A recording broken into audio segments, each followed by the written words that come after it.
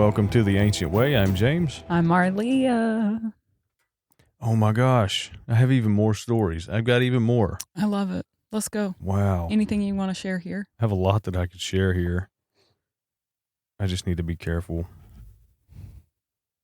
Let's change the names to protect the guilty. I mean, the innocent. You want me to change the names and the story, professions and yeah, everything? Okay. I think I can do that. Have you had things going on as well? That's an understatement. Okay. Things going on. Things going on. Yeah, dude, it's been wild. Well, Happy New Year. Hey, Happy New Year. Yeah. I mean, we're like all the way through January now, but Oh yeah. It's weird. It's crazy. time has flown for me. Yeah. Absolutely flown. Had an interesting dream last night, though. Oh, cool. Yeah. Well, let's hear it. I haven't heard this yet. I can't get into all of the details of it because Okay. whatever, but I literally confronted Jezebel. Okay. I named her Hmm.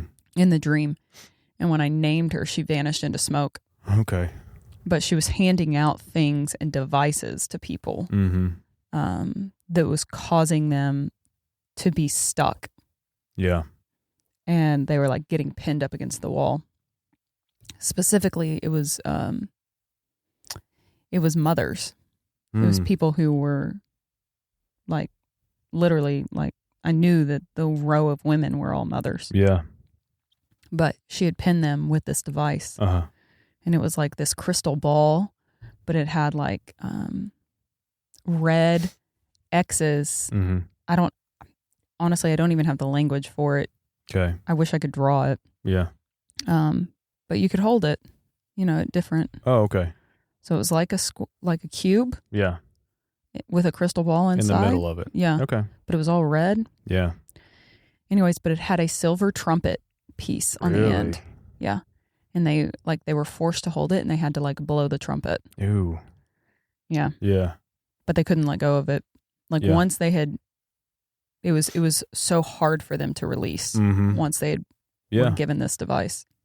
And I like chased her. I chased Jezebel. Good. And I went after her. And when I called her out for it, she disappeared into smoke. But I knew she was still around. She was just in a smoky. Yeah, yeah.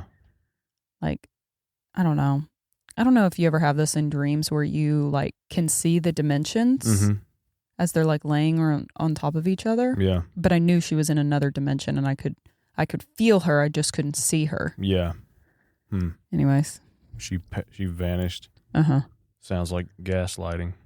Sounds like that little situation. That sounds like one of those things. When you call them out, it's like, ooh, not me. It wasn't me. But no, I like chased it down. Good. Chased her down. Good. It had like that passion and ferocity of like, don't you dare, ma'am. Don't you dare pin these people. Yeah. Because it didn't have anything to do with me. Yep. But I was like, I wasn't having it. I was just like, we're not doing this. Good. But anyways. That's a good dream. Yeah, it was. And it's good whenever you go after, like you pick up your keys or your sword in the dream. And Well, I was given new shoes right before it. Oh, nice. And the shoes were, I have this very distinct, I've never been able to find the color. Uh-huh. I can kind of describe it, but if anybody knows me, I'm not artistic in color patterns. Yeah. Listen, I didn't know there were primary and secondary colors till like 2 years ago. Jesus. Yeah, this is how so far removed I am. Yeah. But there's this very, very, very distinct color. Yeah. Every time I'll go to, like in a dream, I'll go to the ocean and it's this color. What shades? I mean, any? It is. Is it like a purplish red? Nope. This ocean in this space, it's like, it's turquoise ish, not really though. Yeah. It's kind of, it's like crystallized, but it's blue and it's green and it's the blend of that, but it's crystal clear and white. Cool. On top. I don't know. I don't know how to explain it. Okay. And I've literally searched. I cannot find the color. Yeah. Anywhere. Yeah. Like nothing's like, oh yeah, that's it. Nothing. Huh. But I was given these pairs of shoes. Yeah. These running shoes. But I because I was being commissioned to go referee another game. Anyways, but these. So when you referee, you have to wear all black shoes. Yeah. But these specific shoes that I were given, they were black, but they had that color all up the middle of it, like through the tongue and the laces. Like the middle part was all that color. Right. And then the design around the outside had that distinct color on it. Cool. And so I picked up the right shoe. Yeah. I put it on and I took off, and then that's when I confronted her. But anyways. That's cool. It's very interesting. Jezebel lurking around. Well, I mean, I'm having a lot of those encounters. Yeah. It's very interesting people dynamics to me. Yeah. And I don't know if anybody else has had this experience or kind of processed this, but you come into contact with people, and whether that be in business relationships or personal relationships, where when you try to address something or you try to confront something, or you just set a boundary for you of just like, yo, this is just not what we're doing. Yeah. And not in a controlling manner, just like a boundary line. Yeah. They can't hear it. They don't, like, it doesn't register. Yeah. And so they keep pushing it, and it creates more chaos than it does anything else. Yep.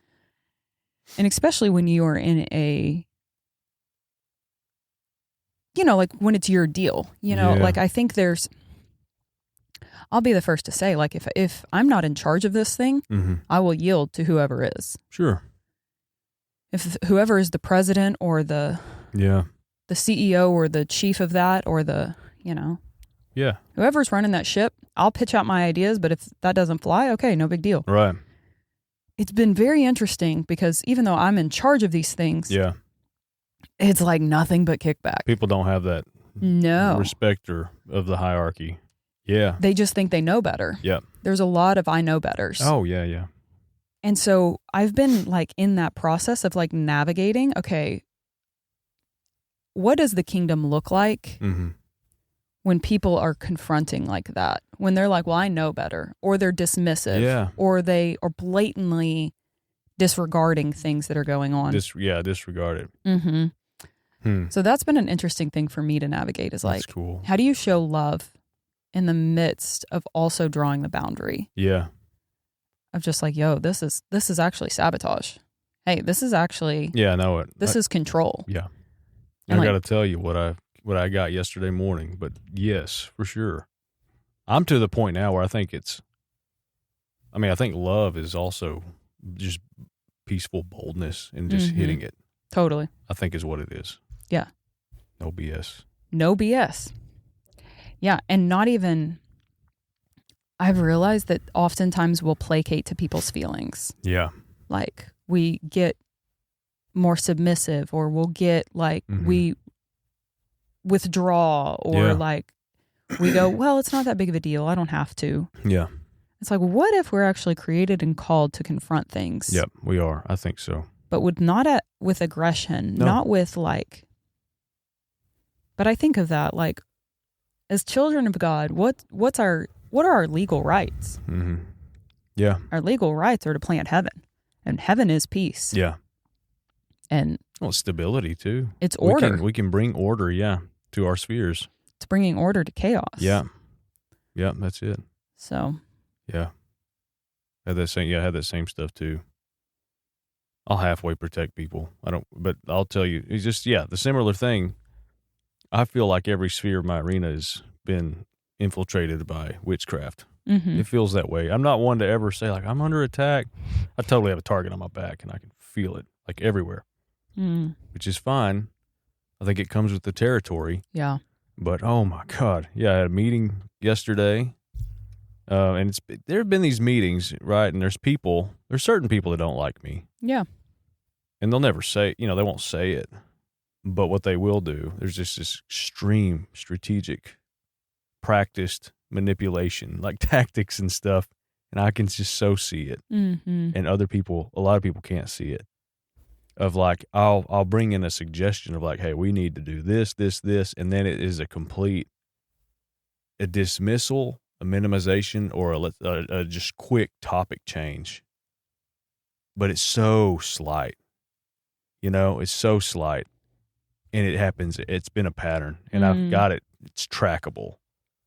And I'm to the point where like, okay, either this is going to kill this group. Mm-hmm. If this continues on, it will kill it. Mm-hmm. And it has a track record of doing that.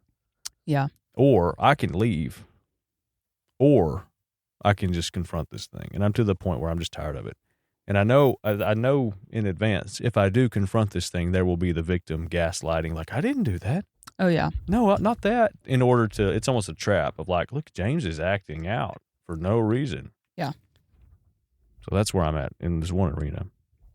In the others, it's like there's this crazy, it's like almost like there are waves or windows where like accusation or witchcraft. I would say if there's a yield to that, something dark, it's been happening in waves. And when one of them shows up, the other one does. It's like the spirit has permission for this brief period of time to like show up to James's door. And it's that octopus thing has shown up again. And I've had, an individual say to me, remember me? I'm the octopus guy. Show back up. Just surrounded by it. Anyways, yesterday. No, go ahead. Well, I was just going to say that reminds me of a dream that I had the other day. Oh, yeah? Well, kind of that theme of that, but like when things come to your plate, you have a choice to make. Yep. You have a choice to make because things will hit you. Oh, for sure. Like in the dream, I dove into this deep water and I got scratched all over it. Yeah. But as I came up out of the dream, or not out of the dream, but out of the water of when I got scratched, I looked down at my arm and I had a choice to make. Yeah. If I was going to believe that I was deeply infected by this thing, or it's not going to faze me. Yeah. And just when you were talking about that, I was like, that's what happens. I see a lot of people, and myself included, we get into this instant, like, moment of choice. Yep. Are you going to choose to, like, fall victim to that and realize or think like you're affected by this and it's infected you, and now you're having to deal with all of what it feels like a heavy weight? Or do you realize that's a part of this game? I got hit by it, but it's not affecting me. Yeah. I'm actually going to keep moving forward. Yeah. That's kind of the little breakthrough I had yesterday morning. And I was reminded of all those dreams where like, hey, you're Wolverine. What's Wolverine? Yeah. Can get gunshots. He can get his, chopped up to nothing, but he has this like healing. He regenerates. That was rapidly. Literally 2 days ago. It was my dream 2 nights ago. Oh, cool. So not last night, but the night before. Good. Yeah, this is okay. I mean, dead timely. See, there's like the chaos and the witchery, but then there's the antidote to it, the answer to it, which we know that. I mean, that's what this is all about. Is growing. How am I going to look more like him? Well, that kind of thing. But I was reminded of that Wolverine stuff, like the dreams I've had of like you're Wolverine. You're actually Wolverine. They're not. But I was praying about it yesterday morning. I had like this brief, like an hour, 45 minutes of free time, and so I just turned everything off and got quiet, which has been hard to do. And I prayed about all this stuff going on because it's like heavy. I mean, it's everywhere. Yeah. And it's been like when I wake up in the mornings, there's that fight mode, is what it feels like. Totally. Everywhere I go, it's like, all right, it's time to fight. The adrenaline of it, I can feel it in my heart. I can feel the stress of it. Yeah. Anyway, I prayed about it, and I had just this peace. And Dan Moeller said this. I listened to a video of his yesterday too, but he said he was experiencing some of this stuff physically. And he was asking the Lord, like, why aren't you protecting me? Like, where are you? That kind of thing. And like, he said, the Lord is like, I'm not, like, this is, you're capable of handling this. Yeah. This is yours to handle, And I had this realization with that too of like, yeah, he's not here to protect me from the battle, from the war. Like, we're here to win it. Yeah. We've already won it. But this stuff started happening, and I just had this, it gave me like a peace. Like it was a boldness and a peace. And I just felt like comfortable. And I asked him, I said, I want the keys to confrontation. I want the key to adversity, because that's what's to be had in this. And I asked him for it. I'm like, I will claim that, like Elijah's mantle. Anyways, I go into my other job, and I've been going in there, and the dishwasher always blinks 225, right? Mm-hmm. Well, it was 245 yesterday for the first time ever. So I'm like, oh, what's that? Is that Joel 245? And there is no Joel 245, but there is a Joel 2:4-5. You ready for this? This ties into the last episode too. You remember that word that I shared about the war horses? Yeah, I do. And we've been talking about staying in our lanes. Mm-hmm. Okay, brace yourself, because this is what I pulled this up. Okay, here's Joel 4. Well, let me just go a little bit before it. I'll just read it from 1. Below, a trumpet in Zion sound an alarm. On my holy mountain, let all the inhabitants of the land tremble. The day of the Lord is coming. All this stuff. Okay, here's Joel 4. Their appearance is like the appearance of horses. This is Joel 2:4-5, right? Joel 2:4-5. Their appearance is like like horses, like war horses. They run. As with the rumbling of chariots, they leap on the tops of the mountains, like the crackling of a flame of fire devouring the stubble, like a powerful army drawn up before battle. There's more. Hold on. Before them, peoples are in anguish. All faces grow pale. Like warriors, they charge. Like soldiers, they scale the wall. They march each on his way. They do not swerve from their paths. So good. That pathway, Mm-hmm. They do not jostle one another. Each marches in his path. Anyways, it was just like the war horses, staying in your lane, all of these things. But anyways, in that moment, it just spoke to me of we're built for this sort of conflict. Mm-hmm. Dude, so freaking good, though. Yeah. Because, well, I just love this. I absolutely love this. Yesterday, I was dropping Bexley off at school, and she randomly starts telling me about this pink horse that she's been riding. Oh, cool. Yeah. And she was like, I want to wear my cowboy boots. And I was like, why? And she was like, well, my pink horse. Yeah. And I was like, what about your pink horse? I've never heard of this pink horse. Yeah. She has ghost friends that always come around, and they play with her, and we actually talk to them. And anyways, but she was telling me, she was like, oh, the pink horse came into my dream. Yeah. And I was like, oh, in your dream, what about the pink horse? And she goes, oh, she likes me to ride her all the time. And for whatever reason, when something just like ding, it sung with me. And I was like, oh yeah, you do have a pink war horse. Yeah. Like that was my thought. Yeah. Because I don't know if I told you this or not. Maybe I shared this. Pink angel, right? Well, for her, yeah. But that day that you gave that war horse word, I don't know if I said this on here, but earlier that day I had a vision of Yeah, you did share that. That massive blue war horse that I sat upon. Yeah. That, I mean, it was like blue and shimmering, and I was like, this is like, I knew she was my war horse. Mm-hmm.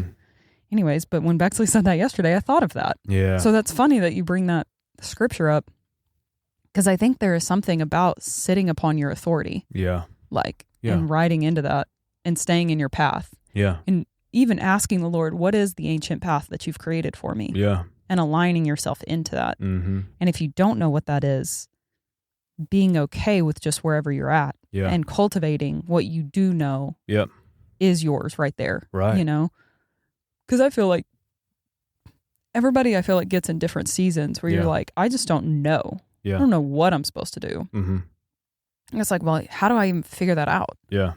I think you go with where you have peace. Yeah, for sure. Like if you're like putting your hands to things that are creating chaos and confusion and whatever, it's like, okay, well, if you don't know what your mission is, go to where there's peace. Yeah, right.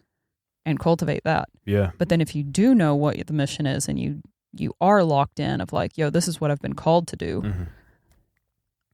run in it. Yeah. Like welcome the chaos, welcome the confrontation. Yeah. I love when if it shows up on your path, you have the permission to smash it if it's in front of you. If it comes in your way, It's like it's to be dealt with. You can deal with it. You're capable of it. Dude, when you said praying for the keys to confrontation, that freaking hit me. Yep. I was like, that is brilliant. If you are having like a missing, like if you're like, I don't know what to do for this, ask the Lord for the key of it. Mm-hmm. Yeah. And I think, you know, even with that, like one of the keys to confrontation is to pick up your authority. Yeah. Like run with that. Yeah. Stay in your path. That's freaking brilliant, dude. Yeah. That's it. I don't know, and I don't know what it is yet. I mean, I don't fully, but you can see it. That's what's to be had in it, you know? Yeah. I think it's addressing things. Definitely. That's definitely part of it, yeah. Not backing down when somebody flutters you or, you know, I always call it flutter because they're like, like trying to get right in front of your face. They can flutter away too. It's just like Yeah. But being willing to have hard conversations and being willing to like be direct. Yeah. Because the Lord was direct with people. Oh my gosh. Yeah, he was. Yeah, it's just very direct. Yeah. I mean, we would honestly think that some of the things he says are rude. Harsh, yeah. Like, hey, go and sin no more. Yeah. Lest something worse is going to happen to you. Yeah, that's it. If somebody said that to me now, I would be like, oh. Yeah. What? I'm just kidding. You accused me. Listen. Yeah. But it's like, maybe we should be a little bit more direct of just like, yo, like that didn't, and being okay with that. Yeah. Yeah. Being okay with it. And if it hurts somebody's feelings, like if it's true and honest, and that's, Yeah. That's been an interesting thing. That is another note that I took of. I brought this one up to you about perception. I wrote a note last Wednesday that perception is an absolute war zone. Mm-hmm. Perception. Everybody has this like war zone of like, you know, and it's directed and manipulated by like emotions and feelings and experiences. But that's part of what we're saying is like when you hit something, it's like if they take it the wrong way, it is what it is. Here's the thing I think is truth. When you hit something, and it is a fallen perception, people will take it the wrong way. Right. Because it's rattling something. Shakes it. It's a perception and a filter that they've carried all along. Yeah. So it's almost like you can know that when you're going to address something, there will be flare up. Yeah. And that's okay. Yeah. That's okay that those things are happening because it's for their good. Yeah. And I'm not saying like go after people. No, for sure. That's not what I'm saying. I'm saying like when you say like, hey, the way that you're perceiving this, this isn't in alignment with who you are. Hey, the way that you're bringing about this feels manipulative. Yeah. Like, hey, this feels actually more like you and you're claiming that you have an issue with me. Yeah. But this is really about you. Yeah. And then let them. Yep. Let them do it. Yeah. Yeah. I heard Mel Robbins say, and I was like, God, this is brilliant. She has a new phrase that she has termed, and it's just called a new rule. It's a let them rule. Yeah. If people are going to flare up at you, let them. Yeah. If people are going to be saucy, let them. Yeah, that's good. People are going to talk about behind your back, let them. Let them do it. Yeah. Yeah. That's true. Because it doesn't take away from you. You just keep showing up how you're going to show up. Yeah, that's it. If the people are going to try and sabotage every meeting, let them. Yeah. You're going to put a stop to it. Yeah. But then whatever they do afterwards, let them do it. Yeah. Just let them. Which is easy. Yeah. Yeah. Because that's not controlling. Right. Yeah, for sure. No, it's not. And that was one thing I told somebody.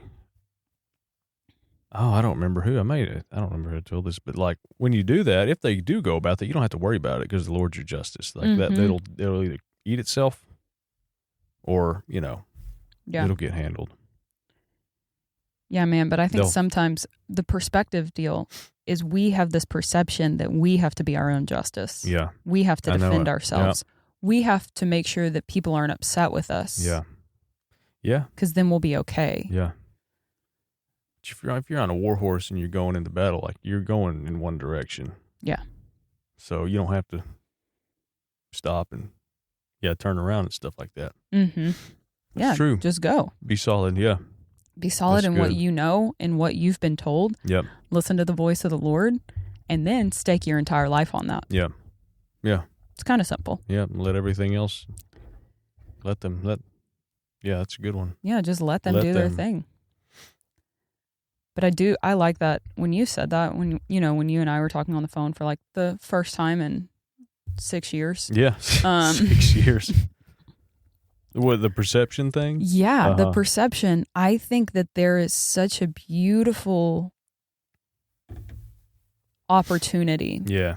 Because perception is everything. Yeah. I love that Dr. Joe Dispenza says your perception or perspective, well, he says your personality is your personal reality, but I think that's true about your perspective. Okay, yeah. Your perspective is your personal reality. Mm-hmm. And whatever perspective you carry, that's the reality that you live by. Yeah. And so people who feel like they're depressed or there's a lot of anxiety, it's like, well, that's because that's your perspective. Yeah. Yeah. You just have to change your thoughts on that. Right. If you think people are always against you and people are coming at you, like that's just your perspective. Yeah. You can see it as like, this is happening to me, or you can flip the perspective and say, no, this is happening for me. Yeah. Where's the opportunity here? Right. How am I going to address this thing? One is way more empowered. Yeah. One is not. And I think it's purely by how you've trained your thoughts to think. Yeah. You know, I mean, people go into the whole, and there's validity to it. Like the trauma creates different neurological pathways. And so then you're thinking in a certain pattern, and then you have an order of patterns that your brain goes down. And sure, you've got one core, you know, like with EMDR, they talk about like you've got one core belief, and then you've got all these branches that come off out of that. And so the whole thing with EMDR is to go after the root. Okay. But what I think is like, while that is true, perspective is what is happening? What are you perceiving to have happened? Are you perceiving things to be out of your control? Yeah. Or are you perceiving things to be in your control? Yeah. And I don't mean that in like a weird way. I mean like control is like I actually have influence. Yeah. I have the ability to I'm control. a victor, not a victim. Yeah, but I can change the situation. I can change how I'm going to interact with it. Yeah. I can change things behind the scenes. Yeah. Talk about quote unquote being in the shadows. Yeah. Intercession alone changes stuff. That's true. Like, dude, if you're confronting or you've got like a big deal, why don't you pray about it? Yeah. Yeah. I've had so many things that it's like just by prayer behind the scenes alone changes the heart of a person. Right. Yep. Yeah. That's what I've been doing in these situations is either praying like reroute it, you know, the angels thing, send those fighter jets after him, whatever that is. But if I'm meant to deal with it, then let it come to me. Yeah. Bring it to my plate. Let it happen and give me, you'll be with me when it happens. That's so good. Yeah. And so that way, and when you pray that, you put the ball in his court and you just make that deal. Like, yeah, if you bring it here, I know. It's just like that Joshua and the shield bearer, like going up, like if y'all come down here, we'll fight you. If we come up there, like that kind of thing. Yeah. It's like either way, we win. He's with us, you know? Yeah. I love that. It's so much more victorious. It's so much more. To me, that's our real inheritance. That's how we even restore all things. Yeah. Like, to me, that's living out your Christianity. That's like, it's showing up in those spaces. It's showing up in your full authority, in the things that the Lord has given you, in your day to day with people. Right. Because to be honest, I feel like everything is lived out relationally. Oh, for sure. And yeah, definitely. I mean, I don't see any other ways it's going through, you know. Oh, man. It's this leaking roof, but. Yeah, but that manifests, the leaking roof is just manifesting something that was happening relationally. Yeah. It's a prophetic sign of what was going on relationally. Yeah. That's an interesting one. Yeah. One of these days, I want to share all the details of these stories. Some of them, you know. That'd be fun. I'm gonna write them down at least. It's bizarre, It dude. is bizarre. I feel that. It's just, yeah. Like in this weird catapult shifting of things. Mm-hmm. You know, it's funny. I was talking to a friend of mine. And because believe it or not, there's just a lot of drama. Yeah. No. I was just telling Zach, I was like, am I a magnet for drama? Mm-hmm. I was like, am I creating this? All right. Yeah. But I'm not. Because it's other people's stuff that's coming to me. Yeah. So I'm not doing anything. I'm literally just being me. Yeah. And if that stuff gets in front of the horse, it just does. Yeah. Yeah. But I was telling her, or I was talking to a friend of mine, and she was like, you know what? This is too dramatic. It feels chaotic, and I don't think I'm comfortable with chaos. She's like, because people are chaotic, and I'm just not sure I'm comfortable with people. Right. Yeah. Golly. It's funny. I laughed because, that's so honest. It is honest. I feel that. So honest. I feel that too. So I'm not comfortable. Oh, that's one of those, I think, compromises is that I don't have to deal with this if I don't want to. Mm-hmm. I can leave, Yeah. That's a viable option, but there's a key in there. There's a key in that pile, Mm-hmm. So, yeah, and perseverance too. If you think about it in the moment, it's like I am persevering unless the Lord tells you to get out. Yeah. But it's like, no, I'm in perseverance mode. Yeah, because I'm going to be whole. Like the testing of your faith complete. produces endurance, and there's a comfort in that too. Yeah. You will end up in maturity. Mm-hmm. If you stay in this, if you can persevere through this, the end result is maturity. And when you come out, you have that authority, that story to share, and but then you'll unlock more people, and then and you have that tool to bring with you. You have that new sword. I had a lady pray for me yesterday. As I'm just remembering this new sword. Sweet lady. Got the oil out and everything. I love we were talking about this and prayed for me. And she gave me 2 words. She said, I saw a new direction and I saw the Lord give you a new sword. That's what she told me this was right after that prayer morning when that whole thing. And I didn't, anyways, it's very sweet. The oil thing, I haven't seen that in a long time, but I was like, yeah, go for it. I love that. Yeah. It was sweet. Yeah, dude, that's funny. I had somebody pray over me 2 days ago. Oh, really? Oh, I convulsively cried. Oh, yeah. Oh, it was so incredibly powerful. It was dude, I think when the Lord sets up those moments, there's something that gets unlocked within you. When it comes from somebody you don't, sometimes when it comes from somebody you don't know that well, or it's it's an honor, And, sometimes some people can be witchy and weird, but this was very sweet. I was like, yeah, I accept. Yeah. It was just that was the same thing for me. It just felt like a sweet spot. I was like, oh, okay, yeah, I'll, whatever you got, Lord. It's an honor thing, yeah, bring it. Yeah, because I will never turn down. Nope. Even if they're witchy, I'm like, I'll just break off it's not going to do anything. Yeah, it'll be fine. Yeah. Good. Yeah. This has been such an interesting season. I know. I can't wait to see what all 2024 has. The first month of the year, yeah. It's been a wild year. One of the things, did you say this on here to start it? I don't know if we were recording yet, but you were kind of going through kind of all the crazy, but then you were like, look at all these other wins. Oh my God, yeah. And I was thinking about that when you said that. I think that is also the war of perspective. Yeah. You can either focus on all the things that are not going right, or you can focus on the things that you're winning in. It's a war zone. You can come back and look at it. It's like the battle going on. But I think sometimes people get stuck in I'm fighting this thing. Yeah. I'm like, when you straight up miss the good stuff. And this is, we were talking about that too. I feel like last year, all the witchiness and all the good stuff, I feel like everything good and bad that happened last year has been compacted into this January.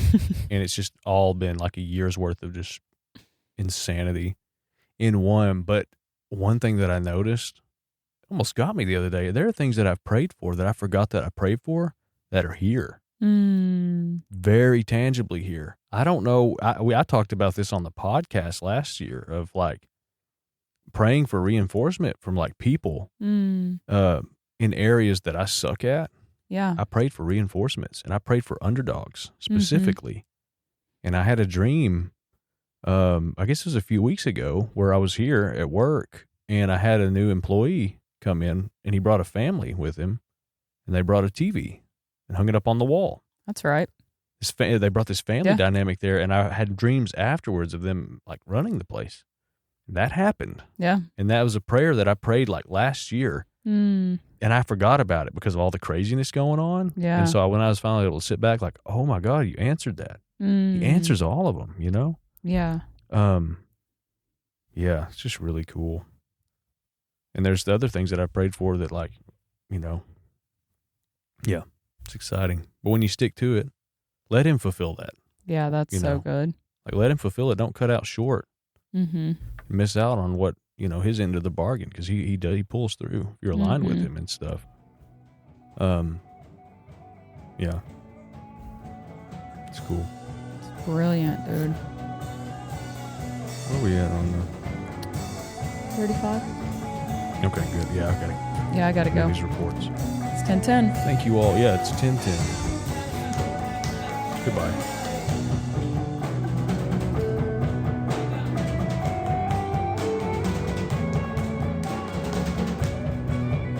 If you enjoyed this episode of the Ancient Way podcast, drop us a like, share with your friends, share with your family.